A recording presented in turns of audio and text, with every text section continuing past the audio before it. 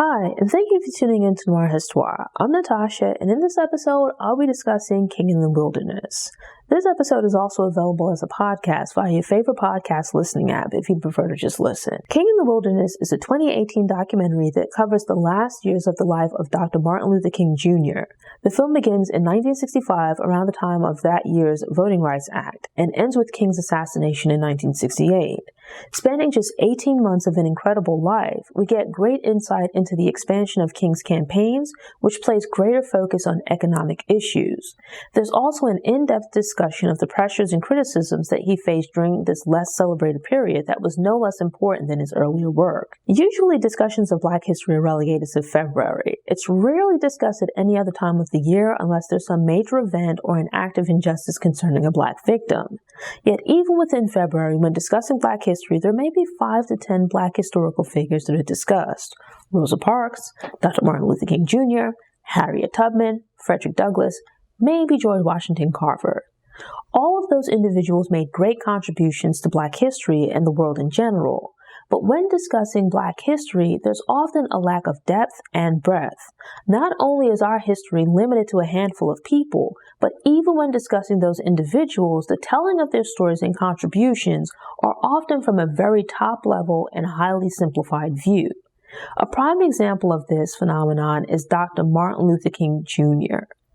The reality is that King only became an icon within the last few decades, maybe around the time that his birthday became a holiday in the 1980s. Up until that point, and especially during the civil rights movement of the 1950s and 60s, King was not viewed by the mainstream as the hero that he's become in the years since. People reference King and what they perceive to be his ideology, but it's largely limited to a generic understanding of nonviolence in his I Have a Dream speech. The reality is that there's a very specific telling of his story and ideology that focuses on the activities of the earlier years of the civil rights movement. What's often discussed is the Montgomery bus boycott, 1956, March on Washington, 1963, and Selma to Montgomery marches, 1965. If you limited your knowledge to mainstream media, it would mislead you to believe that everything wrapped up with the passage of the 1965 Voting Rights Act. As King in the Wilderness shows, by the late 1960s, around the time King died, the tides of mainstream media had turned, and King returned to being openly regarded as an unpopular figure, and not just in the South. Early on in the South, in particular, he was regarded as a rabble-rouser. Think about that. Back in the day, Dr. Martin Luther King Jr. was regarded as a troublemaking lawbreaker. Less attention is paid to the later years when King spoke out against the war in Vietnam, visited LA after the Watts riots, and issued a call for economic reform. He also expressed an understanding of Stokely Carmichael's ideology of Black power, though he did not endorse the ideology. A lot of attention is paid to the March on Washington's I Have a Dream speech, but far less attention is focused on Beyond Vietnam, A Time to Break Silence, or I've Been to the Mountaintop speeches that were respectively given a year and the night before his assassination. King in the Wilderness features a clip from an interview where King refers back to his I Have a Dream speech. In that speech, he expressed a vision of hope for the future where children and people of all races would have an equal chance at life rather than being privileged or disadvantaged based on their race. He acknowledges that it was a beautiful dream for the future, but his hope has been shaken over the years by seeing the direction things have taken. He expresses shock by the amount of pushback resulting from Black people just trying to get their basic rights. The hostility and violence that he's seen in the years since the March on Washington are beyond his comprehension. There's a real concern expressed that things have gotten worse and Black people are now in the midst of a nightmare. In the present, when politicians and the media discuss King, they generally refer to one speech and the basic ideas of integration and nonviolence. But they ignore that King also spoke about issues regarding employment, economic opportunity, and imperialism. The coverage of this wide range of social issues was one of the things that I thoroughly enjoyed about King in the Wilderness. The documentary certainly touches on the moments from his life with which I think we're all familiar, but it differs by offering a deeper and more nuanced view of King that is quite rare. In particular, it delves a bit more deeply into his philosophy beyond the sound bites that we're used to hearing. As expected, there's commentary from his friends and associates from that time. They give a bit of perspective of what was going on in the public, but also what the mood was like behind the scenes in King's day-to-day life. This gives you an idea of what King the man was experiencing away from the crowds and cameras. To be clear, the documentary is not the complete story of King's life, but rather focuses on the last few years of his life. Something that I try to bring into focus with the content I've been creating is how deep-seated and ingrained this system of racial oppression has been.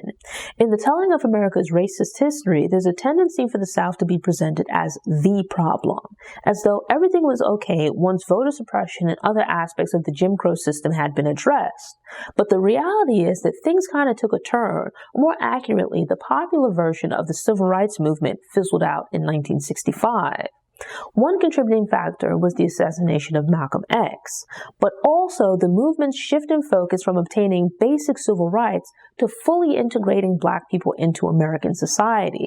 This would mean addressing economic inequality, housing inequality, and several other complex issues that were certainly present in the South, but quietly pressing in the North and West. You get the impression that activists just packed up and went home after the Voting Rights Act was passed, that it marked the end of the proper civil rights movement and things just fell apart from there. But as the documentary points out, things just became a lot more complex. Racism was just as present, and Black people were just as oppressed in the North and West as they were in the South. But what made it feel different was that in the South, the racism was very blatant. It was written into law, public, openly hostile, and violent. Whereas in the North and West, it was more subtle, but just as pervasive and entrenched in every facet of society. The early campaigns of the civil rights movement are incredibly important, but I appreciated this documentary because it did a good job of placing focus on the later years of King's life. It's a less frequently discussed period, but he was doing equally important work trying to slay a different kind of beast. In the South, their issues were compounded by a threat of violence that was ever present and not at all hidden. This threat of violence was also present in the North, but lurked below the surface and allowed some of the issues regarding equality to seem less pressing. With the federal government intervening in the South and nullifying some of that violence while beginning to enforce some civil rights, it made it seem like the major problems had been solved. It gave rise to the false idea that we had overcome and were now living in a post-racial society. But as is pointed out, those early wins didn't require anyone to sacrifice anything, aside from the local government giving up their public backing of white supremacy. But as with the period following the Civil War, Black people emerging from this second slavery would require and should have received assistance to place themselves on a solid financial footing. This after years, centuries really, of being economically oppressed and exploited. Without those wrongs being corrected, how much progress had really been achieved? Take into consideration that the concerns then were inadequate housing, police brutality, inadequate employment, etc., and these are still concerns now. If these were the issues that remained once the basics of voting and civil rights had been addressed, how much progress had and has been made? You realize that a lot of the issues that King and his counterparts were fighting against are still present even today. With that in mind, it's interesting to see King journey north and spend time in Chicago, to see his interactions with everyday people and learn about some of the campaigns they implemented was eye-opening. I knew that he'd led marches in Chicago, but didn't fully understand that the campaigns were about various aspects of housing. The clips show King taking up residence in a raggedy low-rise apartment building. But up to a few years ago, you were still hearing a lot about the terrible conditions of the public housing buildings and other housing in Chicago. Before the documentary, I'd seen clips of King marching and being attacked in Chicago, so I wasn't caught off guard by the hostility. I'd also seen what appeared to be even more violent marches in the South, but it gave some perspective to hear some of the interviewees explain the difference in intensity between the two. There was a threat of violence in both places, but due to the difference in population, there was a substantial difference in the number of the counter-protesters. In the South, you might have Klan members, regular people, and law enforcement out at protests, and they might just be a few hundred. In Chicago, because of the concentration of people, there could be thousands of counter-protesters. They had to adapt to the particulars of the new environment while still maintaining their commitment to nonviolence. Likewise, there were poor people in the South, but poverty looked different in the North because of overcrowding. The North has its own version of segregation that typically consists of Black people, regardless of income, being corralled into overcrowded slums. Even members of the middle class who had the money were prevented from moving into areas with better housing options. Chicago is incredibly cold during the winter, but yet multiple people were coming to see King about them living without heat. A description that stuck with me was babies being wrapped in newspaper to keep them warm. Protests and the threat of Black people pushing to move into predominantly white neighborhoods brought unwanted attention to the city. I have a healthy distrust of preachers and politicians. Thus, I wasn't very surprised to learn that local politicians who benefited from the mayor's patronage system were calling for King and company to leave them alone to handle their city's affairs. This after years of failing to do so. Eventually, King had to sit down with the mayor and agreements were made, but it seems that very little change came about in the long term. Today, when you hear news about Chicago, it seems to be the same issues that were plaguing the Black community then are plaguing the community now. Unemployment and inadequate housing, not just concerning availability, but also the quality of housing. There's also the economic and other realities that come along with Black people being penned into these substandard neighborhoods. There's a slow burning fuse as the civil rights movement begins to shift focus to addressing economic inequality. Conditions in the North are different, so protests take a different form. Riots. Until the 1960s, riots had taken place across America, but they had been led by white people. Black people in the North and West were frustrated by lack of opportunity and being trapped in ghettos with all of the accompanying issues. A recorded conversation between President Johnson and King gives a real sense of the feeling at the time. After visiting LA following the riots, King pointed out that the Black population feeling hopeless was a powder keg brewing. I did find it telling that instead of focusing on what sparked the riot in LA, Johnson instead complained that he'd implemented various laws to benefit Black people. He seemed to regard the rioters as ungrateful, and while I don't think rioting is productive, I agree with King that in this context it was being used to express frustration at being ignored. The voting and civil rights bill that had been passed did little to improve conditions for Black people in the North and West, and Black people were still fighting to have those new rights recognized in the South. Stokely Carmichael rose within SNCC, which paved the way for the expulsion of its white members as a means of Black empowerment and self-determination. I found myself agreeing with some aspects of Carmichael's reasoning. Given that Black people were being harmed and had been oppressed for so long, they should have been the voice and directors of the movement. There's nothing wrong with white people participating in a movement aimed at racial equality, but they would be more effective working within white communities to effect change with their families and friends. There's a tendency where both people and the media play a part in exalting a person to the point of them no longer being human. This happens to even regular people where their persona is shined up and finagled beyond what they were and how they were viewed in life. It's even worse when a person has some notoriety and becomes an icon. The behind-the-scenes view of King in the context of how he was viewed then versus now was a bit unsettling. King was doing a lot, but there was still so much that needed to be done, and he felt as though he was falling short. It's like, sir, you're a human being. Please sit down somewhere and relax for a bit. The boots-on-the-ground activists go home at the end of the day. You should too. He didn't know it at the time, but King would end up sacrificing his life for the movement. Yet even before his death, he'd done enough, more than enough. What bothered me was having the privilege of looking back from what's now the future and knowing that he made the ultimate sacrifice. Yet while going through all of these difficulties and braving hardships, in the back of his mind, he was also wrestling with people fussing and picking at him, being made to feel as though you're not doing enough or you're not doing things the way that they'd like you to do things, and then internalizing those feelings on top of the stress from everything else.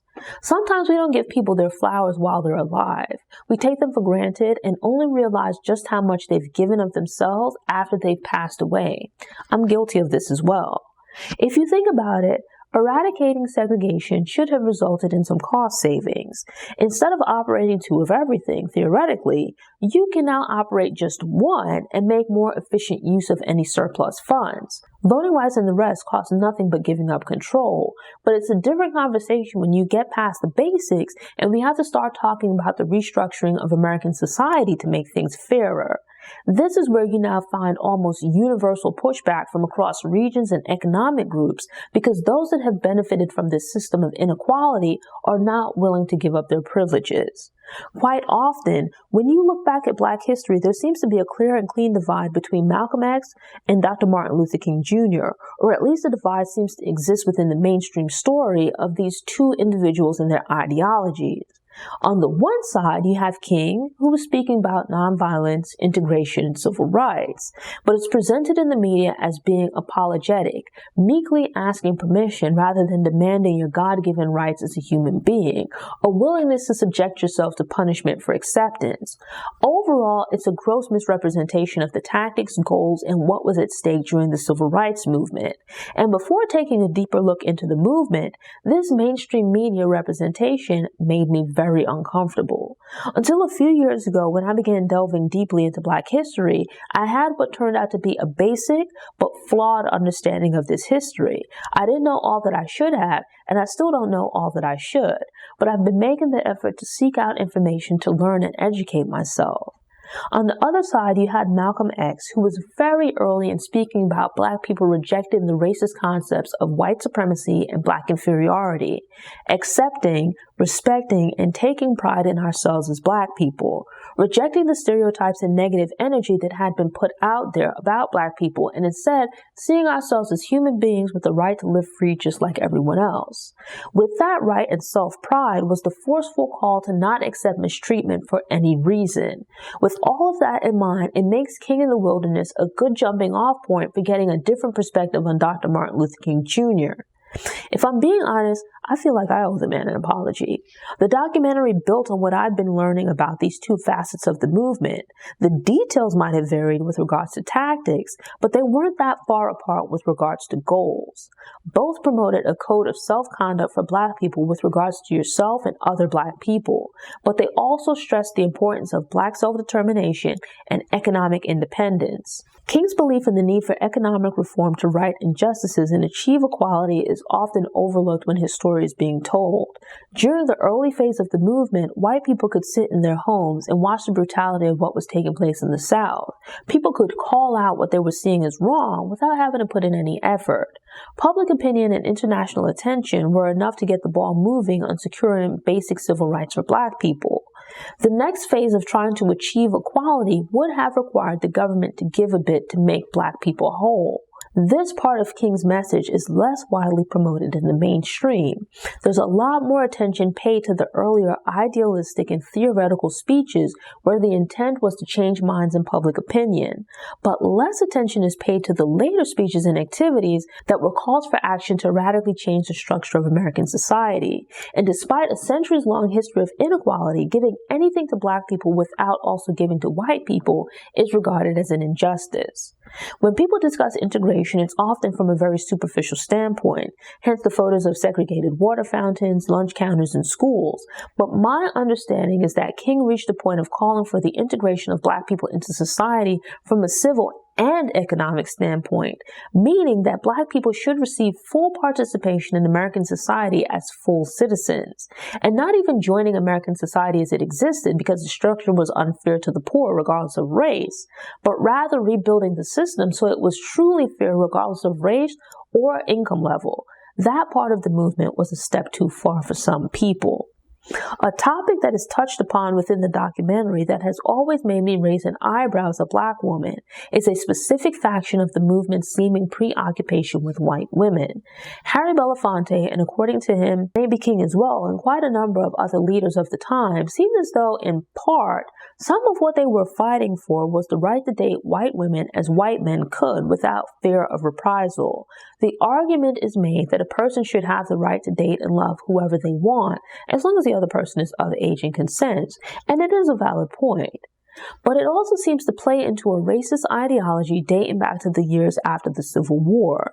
White men had been sexually exploiting Black women during the slave trade, American slavery, and well into the Jim Crow years. Ignoring their sexual depravity, it was during the post-war years that men began using the idea of all Black men lusting after white women as an explanation for the sudden rise in lynchings. Ironically, you never hear these accusations of Black men previously running wild and raping women. Yet white women had been in relative proximity during slavery and were largely unsupervised during the Civil War. Through white supremacy, white women were placed upon a pedestal in the American South, really throughout the country. American society is not only racist, but also built on a foundation of sexism and patriarchy. And if, as a black man of that time, I view freedom within the society through its prism of white supremacy, it would affect what I value and thus want. If you meet someone regardless of their race and you guys hit it off, that's a blessing. But there's something else going on if it's less about you clicking with a particular white woman and more about you dreaming of the day when you can finally have a white woman. Which one? Doesn't matter. Any will do. Look across the movement. Even when fighting for justice and equality within broader society, there's a hierarchy within black society. Those who appear to be white adjacent with lighter skin, curly or straight hair textures, and certain features are elevated above those with stereotypically black features. Due to white supremacy, there's an automatic association that anything white is good or the best, and thus worthy of striving for. Conversely, you avoid or settle for the options that are associated with black. That is what you accept when you can't have anything else. But given the opportunity, when you achieve some degree of success in life, it should grant you access to, if not whiteness itself, then white adjacency. If society tells you that white women are the best women to have, you might feel deprived to be told that you can't have one. It's always been whispered about, but King's friends admit here that he had affairs. As long as you're not using the organization's money to finance your affairs and they are consensual with people who are of age, I don't really care. But I will say this is part of why I don't place any other human being on a pedestal. I don't spend all of my time with anyone but me, so I don't know the full details of anybody else's private life. There's often a difference between who people say they are and who they really are. That's not to say that any and everything an activist does in their home is nobody else's concern. If you're Marion Barry smoking crack in a hotel room or any other decision maker indulging in any kind of substance that might make you unstable, that is a problem. If you're at home beating your wife and kids, that's a problem. But if everyone else knew he was cheating, I would assume that Mrs. King did as well, and however she might have felt about it, chose to stay. Being from the outside looking in, who knows what kind of an understanding they might have had. I say this with the caveat that I generally don't care about what's going on in other people's relationships. King speaking out against the war in Vietnam was interesting from the perspective of the backlash that he received. I've never really understood the idea some people have that you should focus on only one issue and have no views or opinions on other areas. Why would it be surprising that a minister who preaches about nonviolence would speak out against the war? I have also never really understood the discomfort and hostility towards communists, as it's just another ideology. But maybe that's because I didn't come of age at that time and wasn't exposed to propaganda. It's like anything else where people have different views and perspectives. Who's to say that my way or your way is the only way? Why is it such an issue for people to believe something else? King was in America speaking out against government brutality aimed at black people, which was physical, economic, and social. Why should it then be a surprise that he began speaking out against a war where America's imperialist military was brutalizing people overseas? There were other factions active in the anti-war movement, but that's like anything else that might have been going on. King being part of the movement didn't mean that he co-signed or agreed with what everyone else believed. He was not anyone's mouthpiece. King represented his views and opinions and was speaking out against something with which he disagreed. It seems to be the case with most wars. During my lifetime, the war in Iraq, where there's a staunch pro-war faction that's just ready to go. While the war is just being discussed and still brewing for everyone else, they're calling for war from the outset. The media and everyone else get behind the war, and society is ultra-patriotic and supports the cause. They view anyone who does not support the country rushing into the slaughter of other people, basically not being a warmonger, as anti-American. But that's at the outset. Given enough time for reports to start coming back about soldiers dying, suddenly people aren't as gung-ho, and everyone's pointing the finger about who's to blame for rushing into the war. The news cycle moves on to something else, and there's less of a public rallying cry to support the troops. Within the last few years, aside from when they were drawing down troops, how often did you even hear about what was going on in Afghanistan or Iraq in comparison to when these wars first began? Would-be war profiteers and some politicians focus on the potential to fill their pockets in political perks. Typically, their kids will not be the ones going off to fight in wars, so they're more than happy to promote the idea of rushing in. There's an assumption that whoever America is fighting will be no match for its military might, but as we've seen in several wars, a determination to fight can give even advanced weapons quite a bit of hell. It's pro-American to support wars, but there's failure to realize that people in other parts of the world believe in their right to self-determination and take pride in their homelands. Regardless of the odds, some will be willing to fight, but in the build-up to wars when the propaganda is raging, there's an arrogant assumption that the enemy is just going to lie down and die. When you don't know history, you're doomed to repeat it. This happened in Iraq, and before that, Vietnam. War is hell, so we should avoid the drama whenever possible. It was different in the most recent wars because there was no draft. But with Vietnam, people were being forced to join a war effort for which they cared nothing about. Who would want to put their life on the line for something in which they don't believe? People were castigated for not supporting the war in Iraq, much as they were with the Vietnam War. But when the tables turn and there's a realization that you're getting more of a fight than you bargained for, then the finger pointing begins and everyone is playing hot potato with responsibility for the conflict. I like the way everything came together when the documentary got to the point of discussing the Poor People's Campaign. Marion Wright Edelman was one of the first Black history shorts that I did. It had been so long that I couldn't remember if I was aware of or mentioned the role she played in bringing King's attention to the plight of the poor. The anti-war effort and civil rights movement were important and very necessary. But King's later campaigns appealed to me because they were focused on holistic change, the Poor People's Campaign in particular. The Poor People's Campaign was a concentrated push for economic reform and change. It was enlightening to see how the campaign came together, including the work that he was doing in Chicago trying to improve housing for Black people. A lot of the focus was on the needs of the poor and the need for addressing economic inequality across America, not just within Black America, but recognizing that this was an issue across racial and ethnic groups. Recently, I've been reading more books that focus on the economics of Black history, not just slavery, but the programs and policies of the first half of the 1900s and their compounding effects. To hear King speak about this kind of PR machination of presenting assistance to the middle and upper class as subsidies, while referring to assistance for the poor as welfare and handouts, was a very accurate observation. A stark line is drawn between the two when really they're both the same thing. He was pointing this out way back in the 60s, and now I'm reading about the effects of this over the decades. Yet all of these decades later, people still seem not to grasp this point, given the arguments against economic reform and social programs. King was speaking facts about the reality that the government subsidized or basically provided welfare and handouts to help create the suburbs and their accompanying highways. This is in addition to the other resources and assets that assisted in the creation, or at least the expansion of America's middle and upper income levels. The government helped those two economic groups grow and expand. Some people moved up into these groups while others became more firmly entrenched. But then when it comes to basic things for lower income groups, it's negatively regarded as welfare. Lower income people are told to pull themselves up by the bootstraps while the majority of middle and upper income people did no such thing. America is the wealthiest nation in the world, but assisting citizens who are in need of access to basic things like food, shelter, healthcare, etc. is a problem.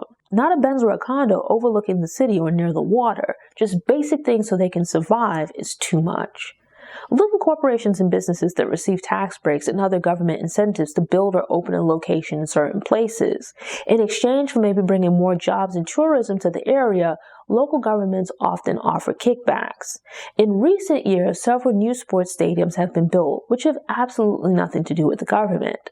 But some of these shiny new stadiums are being built at least in part through subsidies and money provided by local governments.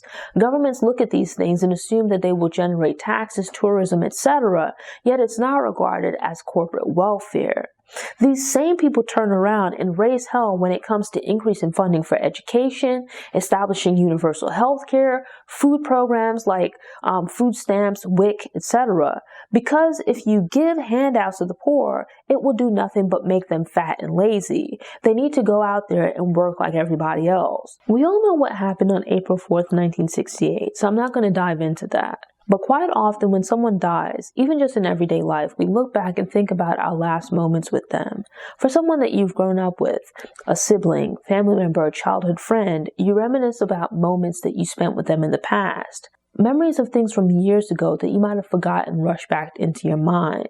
In the decades since his assassination, King has become an icon, but the documentary is rather humanizing. People who worked with King were interviewed, and given the nature of the work, they grew to know him quite intimately. Some knew him from childhood, as a young adult, or even became acquainted in later years through the movement. Regardless of the length of time, they went through trying periods together which forged very strong bonds. You get an intimate human perspective on King's last days, and unfortunately, the period when so many people were turning their backs on him.